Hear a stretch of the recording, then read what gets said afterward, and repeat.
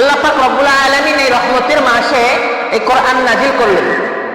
এই কোরআনের সাথে তোমরা সম্পর্ক করো আর কবরের মধ্যে আলো জ্বালাও, কবরের মধ্যে বাতি জ্বালাও।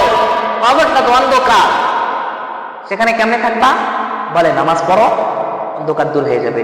কোরআন তেলাওয়াত করো, অন্ধকার দূর হয়ে যাবে। একজন হাফেজ কোরআন বুকে ধারণ করার কারণে তার সম্মান বাড়ায় দিল। ইকাল লি সাহিবিল কুরআন ইকরা অর্থ কি? আরাতিল কামা কুনতা তুরাতিলু ফিদ দুনিয়া। কিয়ামতের দিন আল্লাহ তাআলা বলবে ইকালু লি সাহিবিল কুরআন, হে হাফেজ, কোরআনের হাফেজ, তুমি তেলাওয়াত করতে থাকো। ইকরা অর্থ কি? ওয়ারাতিল কামা কুনতা তুরাতিলু ফিদ দুনিয়া, তুমি দুনিয়ার মধ্যে যেমনি ভাবে কোরআন তেলাওয়াত করছো, তেলাওয়াত করতে থাকো।